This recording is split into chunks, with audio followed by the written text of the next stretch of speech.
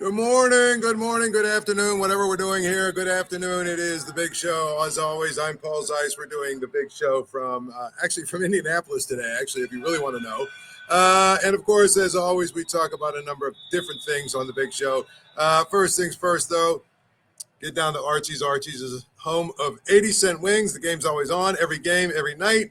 80-cent wings Monday through Thursday. So if you love wings, go down to Archie's and take advantage of that special. Of course, you can also always eat the Paul Zeise grilled cheese sandwich. So when you get to Archie's, tell Archie I said hello. Now, we've been talking about the Steelers a lot this week. We've been talking about their prospects for perhaps being a team that has a chance to get to the playoffs, to possibly, win a playoff game. And I think that's one of the things that we will focus on here with respect to the Steelers. One of the things they have not been able to do is win games, okay, where they are on the road in the playoffs. That's been a big part of the problem for them. And so when I look at them and I say, okay, well, how good are they? How good are they going to be? How good is everything else? Well, I think it all depends on how they play in the games that they're going to play in. Clearly, you play the Jets at home. You play the Jets. You play the Seahawks at home. You play the Patriots. You play the Browns at home. You should be 4-1 at the very least, if not 5-0, because the Vikings, I don't know how good they're going to be with J.J. McCarthy as a quarterback. At the end of the day, to me, it looks to me like you've got to win all 5 of those games to start the season. You want to tell me you lose to the Bengals and maybe the Packers? Okay, fine. I just look at their schedule early on, and I think it's a lot like last year. I think, you know what, most of their tough games are really in the second half of the season. So if they need to build, find a way to build everything that they can build in terms of winning games and getting a little bit of a lead in the AFC North, because at the end of the day, they play the Ravens twice. They play at the Browns, at the Lions down the stretch. I mean, that's going to be a tough stretch down the road. And you remember last year how it went last year. It went from a team that was basically in a place where they were, they were basically in a place where they were not very good down the stretch. But part of that's because they were playing their best games. They were playing their best teams and best opponents down the stretch. And so to me, I think when you look at it from that standpoint, you hope beyond hope, for instance, that they're able to win a few games down the stretch. That's what I would tell you. And I hope that that's the case. I really do. I think it's one of those things where we are really looking forward to a team to see how much better they're going to be, to see how much better they can be. But look, they've got to win games they're supposed to win. They got to go 4-2 against their division. You want to tell me they lose at the Ravens and at the Bengals? I'll listen to that. But they got to go 4-2 against their division. I honestly think if you think about it from the NFC North standpoint, right? They've got to beat the Bears. There's no question they've got to beat the Bears, and then they've got to split between the Lions and the Vikings and the Packers. They've got to find a way to win at least one of those games. If they go 2-2 in those 4, that puts them at 6-2. And then you start to look at some of the other games. Got to beat the Dolphins here. Don't care what anybody says. Got to beat the Dolphins here. Got to sweep the Browns, I think, but we've already counted them in the 4-2. But you got to beat the Dolphins here. You got to beat the Colts here. You got to beat the Seahawks here, right? I mean, I think 12 wins is actually not that far out of their reach if they win all the games they're supposed to win. And I think that's the key to me. They've got to win the games they're supposed to win, because winning the division is really what's going to be the difference between them winning a playoff game and not winning a playoff game, period. And I don't think that's anything that, is a secret, but I think we've been talking about a lot of different things and trying to assign a lot of different ways that they can make the playoffs. I'll be honest with you. I really believe that the biggest thing is winning their division and getting a home game and getting to play against one of the teams at the bottom half of the playoff race as opposed to the top half of the playoff race. That's really the difference between winning and losing games. It really is in the playoffs. You want to play the teams at the bottom and not the teams at the top. And so I feel like it is going to be really important for the Steelers to win a lot of games early in the season in order to do that. We've talked a lot about a lot of different angles with the Steelers. We've talked about the offense and the defense. We've talked about both of their offensive line and their defensive line. The one thing, that still lingers out there is the receiving core. And I know there's a lot of people who are really kind of worried about it. But as I've said the other day, I don't know how you can really, truly improve it. I don't know how you can make it better. I don't. Unless you're going to make a trade for somebody. But I look at the guys that are available. Keenan Allen. I look at Tyler Boyd. I look at a couple of other guys like that who are veteran guys who are still available. I don't know that any of them are any good. And what I mean by that is they might still have something left, but not a ton. And I think that's the most important thing to me. That's the key to me. What do they have left? And so I feel like when you look at them and you look at the way that they play from the standpoint of, they are a team that has to utilize their tight ends. They have to utilize their running backs. They have to utilize these guys. That's what they need to do. And so I feel like that's really going to be a big, big issue is are they going to, complement their receivers? Are they going to help them out? Are they going to get them to the point where they are capable of actually really helping? Calvin Austin is an important player, I think, for them. I think, honestly, Robert Woods is an important player for them. I really do. I mean, I feel like they're these other receivers, right? Roman Wilson, they all have to figure it out. It can't just be DK Metcalf and nobody else. It can't. And it can't just be, these guys are just, not good enough because they're just not good enough. So, hopefully Pat Freiermuth and Jonnu Smith and company are going to be able to supplement whatever they're going to do in the passing game. Listen, you went out and got Aaron Rodgers. You went out and got a receiver. You went out and got you went out and got a quarterback. You should have went out and got him a receiver. Besides DK Metcalf, especially if you're going to get rid of George Pickens. That's all I'm telling you. It just doesn't make a lot of sense to me. But I don't know that they can make their receiving core any better. That's the problem. And if they can't make their receiving core any better, I got to be honest with you, it could be a little bit of a disappointing season. But how do you do it? I mean, I suppose you can go out and make a trade for somebody. I suppose you could do that. I suppose that you could go do something like that. But to me, I mean, I just feel like it's one of those situations where I don't necessarily understand how you can go get Aaron Rodgers and say you're going all in this year and not get him another receiver. So there's that. We've got to figure that out. That's the big thing to me right there. We've got to figure that out. The second thing I would say is we basically look at the rest of the roster and we ask, are they going to be good enough if they have some injuries? And if you look at their depth chart, I think if their quarterback goes down, Mason Rudolph, you can win a few games with him, but I think that you're probably not going to win a division with Mason Rudolph. Jaylen Warren, I think, if he goes down, I don't know what's behind him. I know everybody's really excited about Caleb Johnson, but he's a rookie. He's never played at this level before. I'm not sure what you have behind him. You can't lose DK Metcalf. You really can't. If he gets hurt, I think it's really going to put a strain on the Steelers' passing game because I think he's really the only guy that scares you. Calvin Austin, if he has to move to the number 1 spot as opposed to being a number 2, he doesn't scare you. Roman Wilson's a nice slot receiver. That's about it. Pat Freiermuth, okay. I mean, if you think about it, you lose a tight end, Pat Freiermuth, but you've got Jonnu Smith and Darnell Washington. You might be able to survive that, right? I am a little bit concerned if they lose one of their linemen.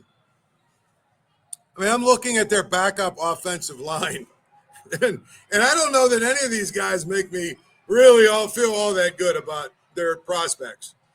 I mean, you've got you've got Dylan Cook, Spencer Anderson, Ryan McCullen, Max Sharping, and Calvin Anderson right now listed as your second offensive lineman. This is something we probably haven't talked nearly enough about, to be honest.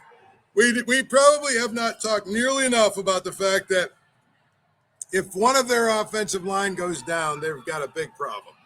And their problem is I don't know that they have any depth at all behind those guys. That's what's really kind of scary to me. And I feel like it's important to note that, you know what, that is the position where on offense, there are 5 offensive linemen, DK Metcalf, and probably Aaron Rodgers are the guys you can't lose. You don't have a ton of depth behind them. You just don't. And because you don't have a ton of depth behind them, I think it's going to be really, really hard, if one of those guys go down, for them to recover. Honestly, I just believe that. I think that you look at what they have, and it's kind of scary behind those guys. I would say the same thing on defense.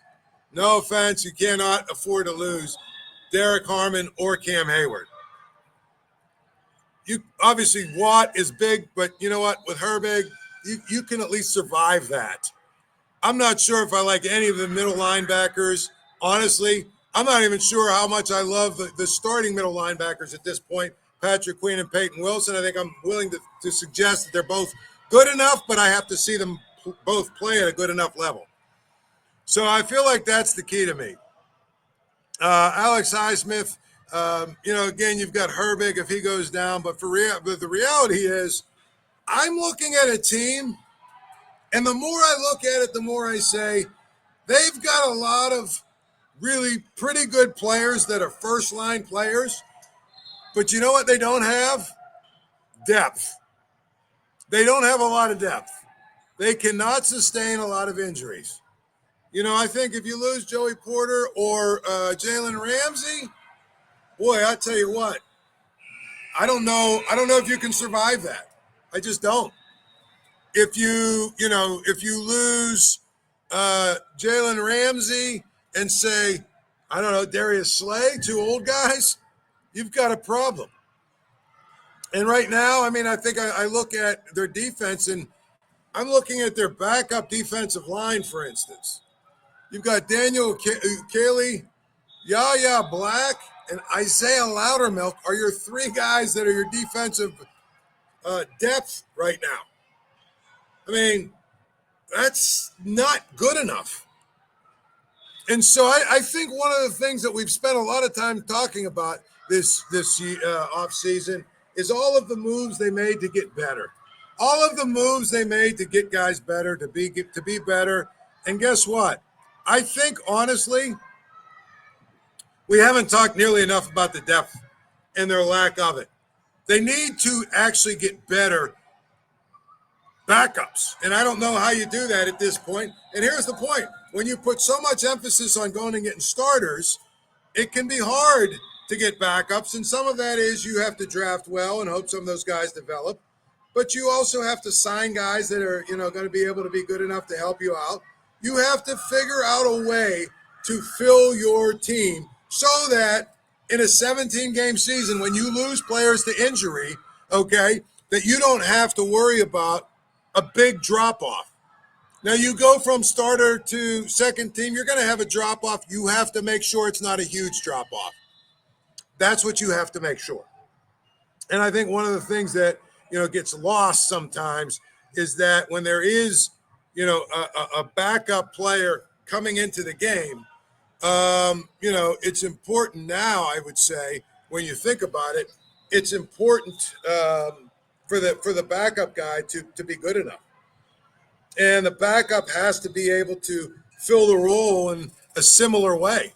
That's why I said, like T.J. Watt, Herbig isn't T.J. Watt, but you're at least still going to get a guy who's pretty good at rushing the passer. So you'll at least get that element out of him. I think Mason Rudolph is good enough.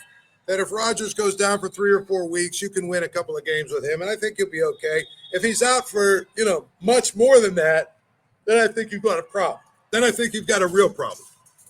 So to me, I just don't believe that you have enough depth with this team, and that could be a problem. You lose 3 or 4 key players. Some teams can overcome that. The Steelers, I just don't know that they necessarily can. I just don't. I mean, if you start having to play Ben Skoranek and Scotty Miller and these guys, it's a problem. If you lose, as I say, Broderick Jones and Dylan Cook becomes your starting left tackle, it's not good enough. So I feel like the Steelers right now, I look at it and I basically say, depth is an issue, and it could continue to be an issue. Now, one of the other things I've talked about a lot is where the Steelers, when we talk about playoff wins, where do they rank in quarterback play in the AFC? Now that we know who their quarterback is, where do they rank? I would tell you this. I did the math, and I'll go through it right now. Obviously, Josh Allen is one who's better than Aaron Rodgers. I don't think there's anybody else in that division better than Aaron Rodgers, though. I would take him over Tua. I would take him over Justin Fields. I would take him over Drake May. So, in the AFC East, there's one quarterback that's better than the Steelers situation. In the AFC North, I obviously would take Burrow and Lamar Jackson. I would not take any of the Browns mess. So to me, you know what? Now we're halfway through the AFC, and there's 3 quarterbacks that I've come up with that are better than Aaron Rodgers, or that I would take ahead of Aaron Rodgers. The interesting one to me is Trevor Lawrence. I'll be honest with you, Trevor Lawrence has sort of become the guy that we believe is probably a good quarterback, but he's never really got it done. I would take Aaron Rodgers over Trevor Lawrence. Trevor Lawrence is the guy that was drafted, won, and all that other good stuff. He has just never really developed and become a really good player. He's never become a really good quarterback. He's not a guy that I see leading Jacksonville anywhere. And if that's the case, I got to be honest with you, I would rather have Aaron Rodgers. You want to tell me you take C.J. Stroud from Houston? I would go with that. But the other 3 quarterbacks in that division, there's no chance. So basically now we're at 4 quarterbacks that are better than the Steelers quarterback. Now, in the AFC West, I mean, I would definitely take Mahomes. I'd probably take Herbert. I might even take Bo Nix. So to me, now we're talking about 7 quarterbacks. I mean, that's about where Aaron Rodgers is.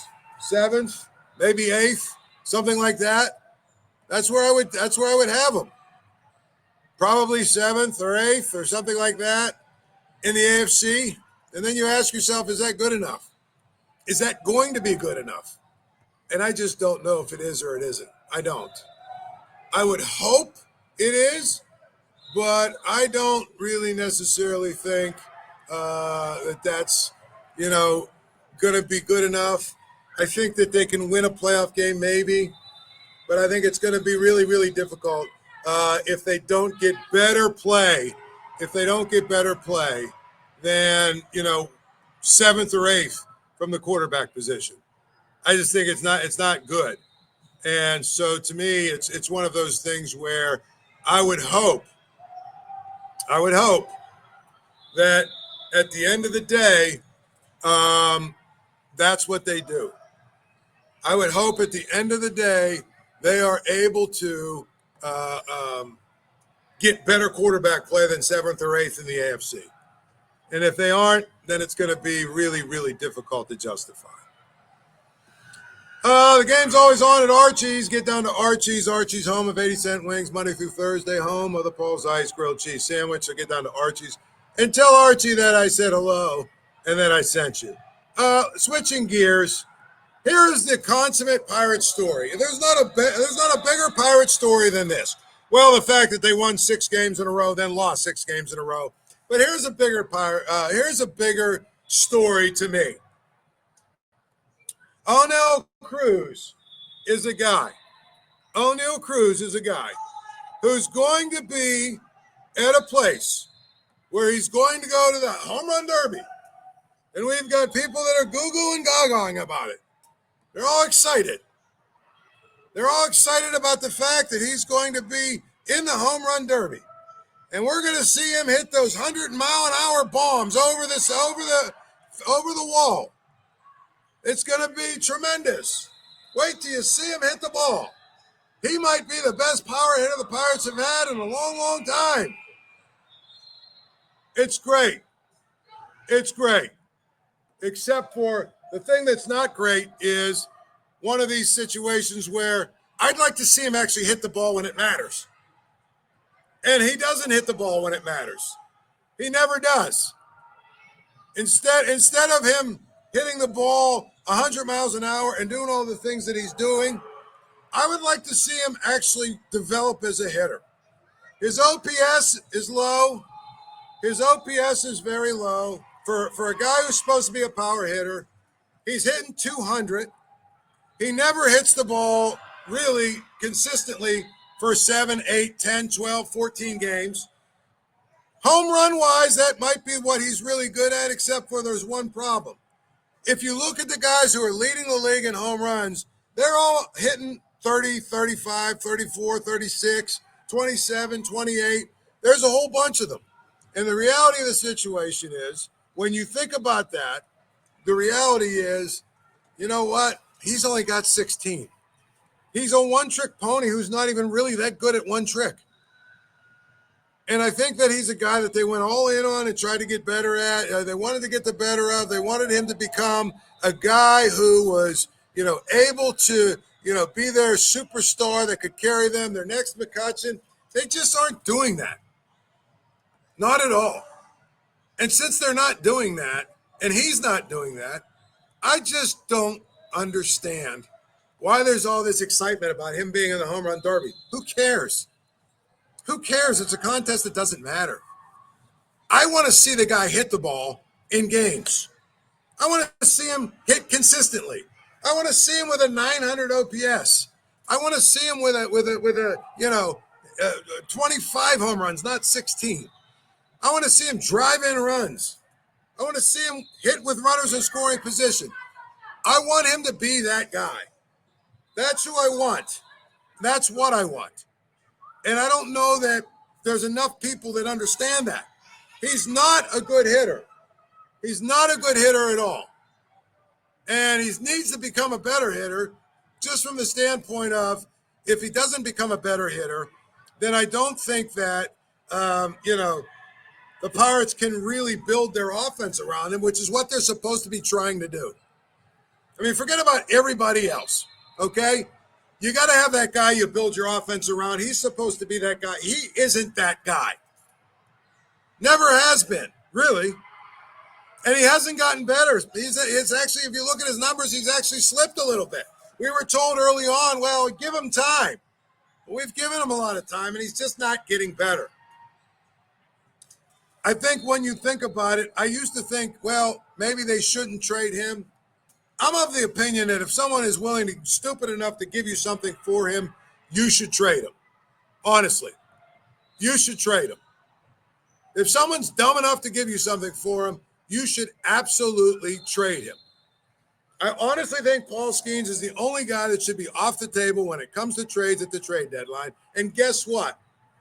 If the Yankees or the Dodgers or some team like that, if they're willing to go out and give you a lot more than you probably think you can get for one player, then guess what?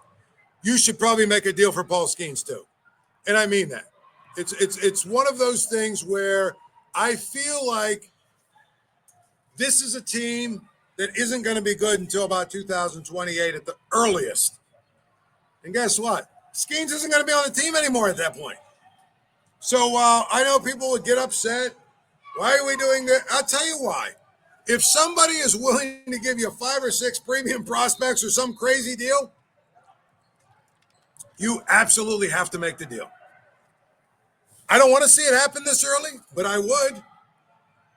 I think the Pirates have to be in a position where they're looking at 2028 and you're asking themselves, in 2028, who from this roster is likely to still be on the roster? Who is?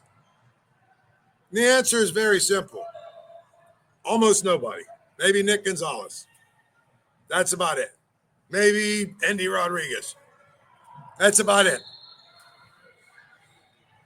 I mean, 2028, when you're going to be good again. Is Brian Hayes still going to be your third baseman? Probably not. And if he's not going to be your third baseman in 2028, then what are we doing right now with him? He's a guy that is a liability that can't hit. He's a guy that is a liability that really is not good enough in so many ways as a third baseman at the plate. You might be able to get something for him, so why not? That's what I would tell you. Go get something for him because he's not going to be a part of it in 2028. He just isn't. Reynolds, I don't know what you can get for him at this point, but maybe someone still thinks he's a good player. I would move on from him. Kiner Falefa, no reason to keep him around, right? Spencer Horwitz, no reason to keep him around. If someone's willing to give you something for Henry Davis, go get it. I'm just telling you that this is a team I look at, and it's just very frustrating because to me, when you look at reality with this team, they're not going to be good for a long, long time. And right now, where they sit, if you look at where they sit, 38-56, they got 94 games in the books, right? 94 games in the books, which means they have 68 left. So if they have 68 left, in order to get to 81 wins, they need to win 43 games. They've got 43-25 just to win, just to get to 500. All of those fights of fantasy are over. Blow the team up. Go get what you can get for the team. Go get what you can get for all these players. Go make sure that you are taking care of business for the future. And if you do that, then I think you have a chance to get things done. Honestly. Then I think you have a chance to get things done. But to me, I just feel like it's important now to understand that, you know what, this team is not good enough and won't be good enough for a long, long time. And so to me, it feels like it's really important to go out and make sure that you make this team better for the long haul. And that's what I would tell you they need to do. Go find guys that will get you better in the long run.